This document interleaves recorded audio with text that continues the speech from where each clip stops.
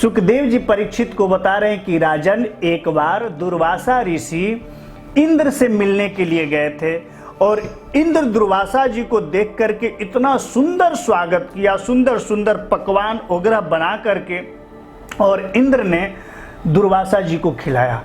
और वो दुर्वासा जी इंद्र के पकवान से प्रसन्न होकर के अपने गला में पहने हुए एक माला था, उस माला को निकाल करके और प्रसाद के रूप में इंद्र को दे दिए। और इंद्र को दिए तो इंद्र ने क्या किया कि धन के अभिमान में, मैंने आपको बताया ना अभी कि व्यक्ति के जीवन में 4 कारण होते हैं विनष्ट होने का। पहला सुंदर शरीर, दूसरा थोड़ा धन कमा लेना, तीसरा जो है थोड़ा सा कोई कुर्सी मिल जाए, पद मिल जाए, और चौथा जो है नाम कमा लेना। ये 4 चीज जिसके पास आता है और उसके जीवन में यदि सत्संग न मिला हो, भक्ति का रंग उसके ऊपर न चढ़ा हो, तो अभिमान से परिपूर्ण हो जाता है। और अभिमान आने के कारण आपने अभी सुना कि 10,000 हाथी के बल वाला भी उसके 150 पुत्र और 50 पत्नियां भी कुछ नहीं कर पाई। मनुस्मृति में लिखा गया है कि घरानि भूमो पशवो हि गोष्ठे नारी गृह द्वारे सखा श्मशाने देहिश्चितायाम परलोक मार्गे धर्मानुरागी गच्छति जीव एषः। कितनी भी आपकी पत्नी आपसे प्रेम करती होगी, आप कितना भी प्रेम करते होंगे, लेकिन पत्नी को, बच्चे को पता चलेगा कि इनका अंतिम श्वास निकलने वाला है, तो वही पत्नी का प्रेम बदल जाएगा, बच्चे का प्रेम बदल जाएगा, आपको बेड से उतार करके जमीन पे रख देगा कि यदि पिताजी बेड पे चले गए तो बेड को भी हटाना पड़ेगा, अछूता हो जाएगा।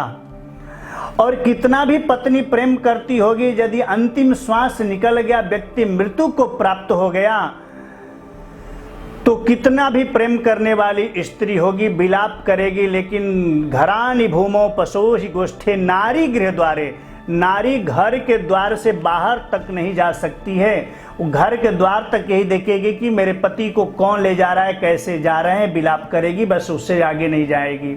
आप अपने जीवन में यदि सच्चा मित्र, दोस्त यदि आपने बनाया है, तो दोस्त जो है, प्रेम मित्र जो है, सखा जो है, ये शमशान घाट तक साथ देता है। घरानि भूमो पशो हि गोष्ठे नारी गृह द्वारे सखा श्मशाने, मित्र शमशान घाट तक। लेकिन वो भी शमशान घाट से कुछ देर तक इंतजार करेगा, फिर आपस में बात करते हुए चल पड़ेगा कि अच्छा था, कोई कहेगा कि अरे बुरा था, अच्छा बुरा करते हुए वहाँ से चले आएंगे, लेकिन वो भी आपके साथ नहीं जाएंगे, शमशान घाट तक ही जाएंगे। और जिस शरीर को आपने इतना सुंदर बनाने में, तरह तरह के इत्र इत्यादि सजा करके शरीर को प्रफुल्लित रखने में जो आप लगाएं अपने जीवन को, ये शरीर भी आपके साथ नहीं जाएगा। देहिश्चितायाम, ये शरीर भी आपके चिता पे जो है लकड़ी के माध्यम से जल करके राख हो जाएगा, ये भी साथ जाने वाला नहीं है।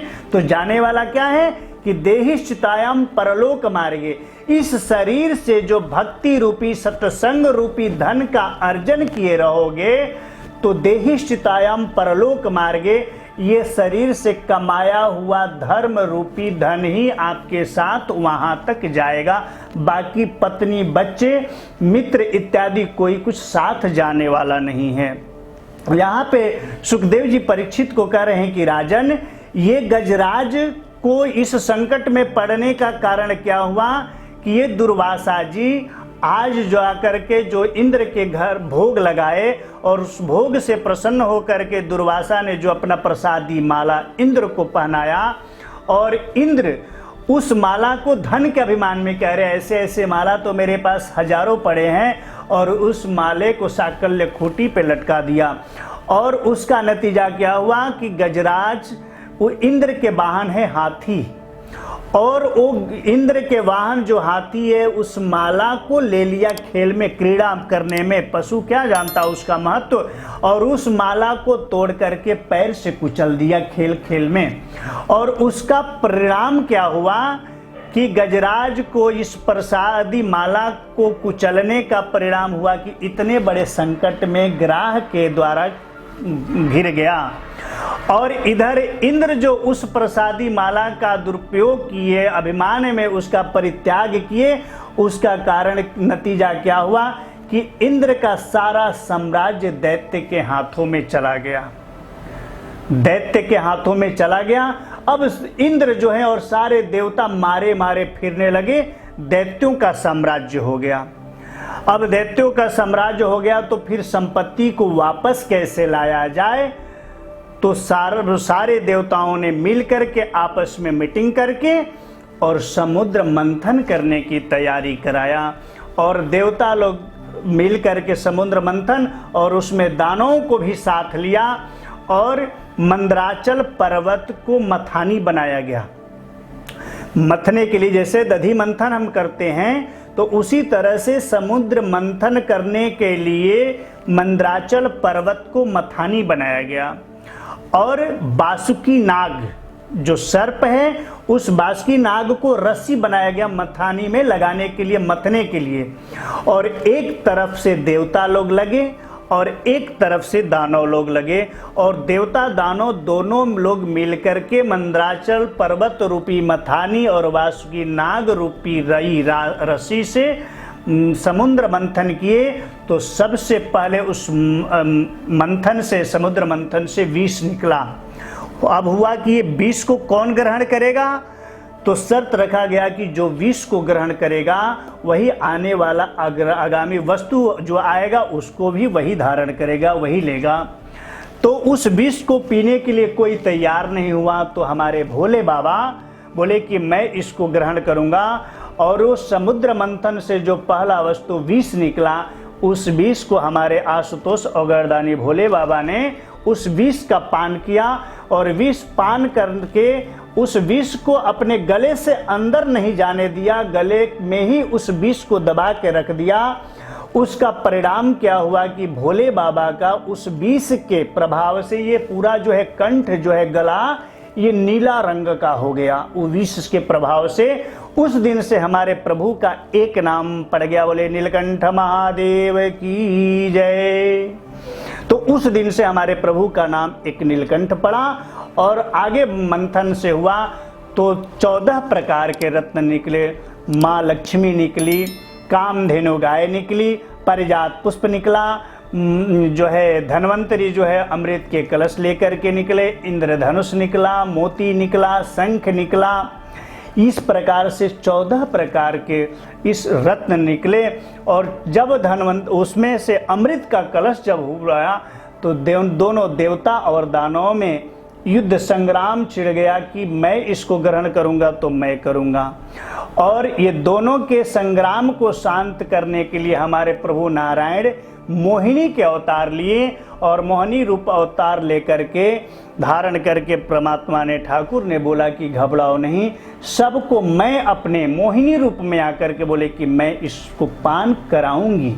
क्योंकि मोहिनी स्त्री रूप में आए हुए थे सबको आकर्षित करने के लिए, इसलिए बोले कि घबराना नहीं है। देवता और दानव को दोनों को बोले कि आप घबराओ नहीं, मैं अपने हाथों से पिलाऊंगी। इसलिए देवताओं की पंक्ति और दानवों की पंक्ति को लाइन लगाए, और लाइन लगा करके हमारे ठाकुर ने अमृत पान कराना शुरू किया देवताओं के तरफ से। जब अमृत पान शुरू कराया तो इतनी लंबी लाइन थी कि उसमें से एक दैत्य जिसका नाम रहा राहु, वो राहु सोचा कि अरे इतनी लंबी लाइन है, कहीं अमृत बीच में ही खत्म ना हो जाए, हमारे पास पहुंचे नहीं हम लोग के पास, हम लोग तो वंचित रह जाएंगे।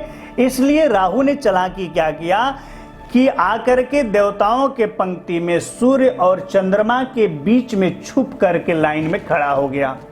इधर हमारे ठाकुर पिलाते हुए जो आ रहे हैं, जब सूर्य चंद्रमा के पास आए तो सूर्य ने इशारा किया कि देखो हमारे लाइन में दूसरा आ गया है। उधर से चंद्रमा भी इशारा करे कि हमारे लाइन में ये दूसरा है, लेकिन हमारे प्रभु नहीं समझ पाए, समझने में विलंब हुआ। इतने में ही राहु को भी पान करा दिए, और राहु को पान कराए, बार बार इशारा करे, इशारा बाद में समझने का नतीजा हुआ कि राहु ने भी अमृत का पान कर लिया। और पान करने के पश्चात प्रभु समझे कि ओ ये सूर्य चंद्रमा क्या कहना चाह रहे हैं, उनके इशारा को समझ करके देखा कि अरे लो ये तो अमृत का पान ये भी कर लिया। प्रभु ने सुदर्शन चक्र को आदेश दिया और सुदर्शन चक्र ने राहु के धड़ को अलग कर दिया। लेकिन ये जो है अमृत गला से नीचे चला गया था। उसका परिणाम ये हुआ कि अमृत का यदि आप एक बूंद भी ग्रहण कर लेते हैं तो आप स्वर्ग के अधिकारी बनते हैं। अब तो राहु अमृत का पान कर लिया था, इसलिए स्वर्ग का अधिकारी बन गया। इसलिए पहल क्या हुआ कि पहले 7 ही ग्रह थे, सूर्य, चंद्र, भौम, मंगल, बुध, गुरु, शुक्र, शनि, ये 7 ही ग्रह रहे। लेकिन ये अमृत पान करने का कारण हुआ कि इन्हें स्वर्ग में स्थान मिला और 2 ग्रह बढ़ गए जिनका नाम है राहु और केतु। तो राहु एक ही है जिसके धड़ अलग अलग होने से 2 भागों में परिणित हो गया, इसलिए 2 ग्रह बढ़ गए, इसलिए 9 ग्रह बन गए। पहले 7 ही ग्रह थे, 2 ग्रह यहाँ से बढ़ गए। अब जो है राहु को ये अमृत पान करके जब स्थान मिल गया तो उसे पता चला कि अरे मेरा तो ये सर अलग होने का कारण ये सूर्य और चंद्रमा रहे। सूर्य और चंद्रमा को बोला राहु कि मैं आपको छोड़ूंगा नहीं, मैं अवश्य बदला लूंगा। और उसी दिन से क्या हुआ कि जब ये पृथ्वी जो हमारी चलती रहती है, ग्रह का गति बदलते रहता है, तो जब राहु और केतु के मध्य में सूर्य आते हैं तो सूर्य ग्रहण लगता है।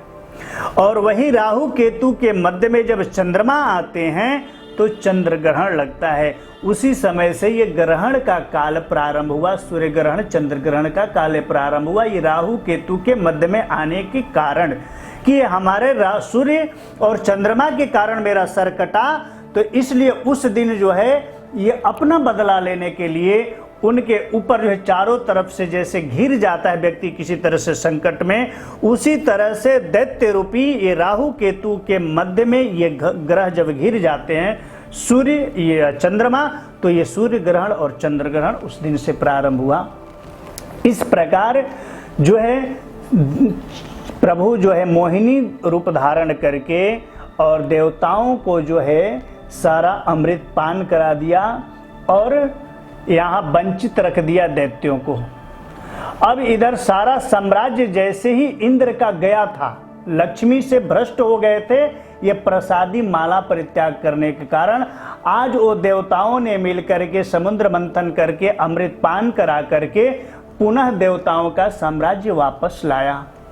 अब यहाँ से अब दैत्य में खलबली मची कि सारा हमेशा देवताओं की ही सत्ता रहेगी क्या।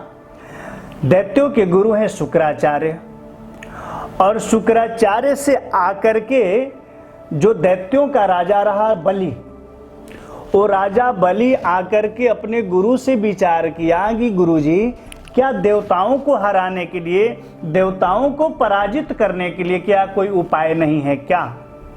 तो दैत्यों के गुरु शुक्राचार्य ने राजा बलि को बताया कि राजन, यदि देवताओं को पराजित करना है तो देवता को पराजित करने के लिए 3 साधन है। यदि ये 3 कार्य अपने जीवन में करते हो तो साक्षात नारायण भी आएंगे तो वो भी पराजित होकर के हार के ही जाएंगे। वो कौन कौन सा है, शुक्राचार्य राजा बलि को बता रहे हैं, आप लोग भी इसको श्रवण करो। और सुखदेव जी परीक्षित को कह रहे हैं कि राजन वो 3 कारण क्या है देवताओं का पराजित करने का। अपने जीवन में निस्वार्थ गौ सेवा, जो अपने जीवन में निस्वार्थ गौ सेवा किया हो, पहला कारण साधन है। निस्वार्थ गौ सेवा का मतलब क्या कि ये नहीं कि गाय जब तक दूध मेरे को दे रही है तब तक उसको अच्छा सा खिलाएं और दूध देना बंद कर दे तो रूखा सूखा खिलाएं, ये गौ सेवा नहीं हुआ। यदि दूध दे तो भी ना दे तो भी हर एक परिस्थिति में सामान्य भाव से उसका गौ का सेवा करना, ये हमारे जीवन का जो है कल्याण और धर्म का ये पहला साधन है। तो पहला है गौ सेवा, दूसरा है गुरु के आज्ञा का पालन करना। गुरु का मतलब क्या, गु मतलब अंधकार और रू मतलब प्रकाश। गुरु का अर्थ होता है कि जो हमारे जीवन में अज्ञान रूपी अंधकार को मिटा करके ज्ञान रूपी उजाला प्रकाश मेरे जीवन में ला दे, उसका नाम है गुरु।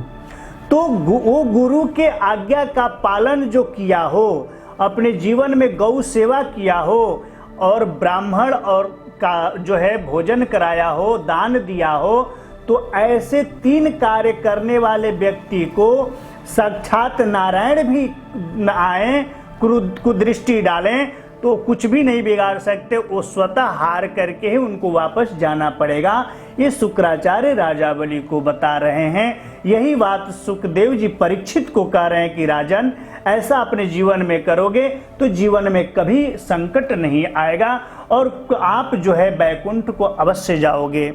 तो इस प्रकार जब बताए तो ये गुरु के आज्ञा का पालन करते हुए राजा बलि बोला कि गुरुजी, इस कार्य को मैं अवश्य करूंगा। और उस समय से राजा बलि गुरु का जो जैसे गुरुजी कहते हैं वैसे करना शुरू किया और अपने जीवन में ब्राह्मण का और भंडारा कराना, ब्राह्मण भोजन कराना और गौ सेवा करना शुरू कर दिया।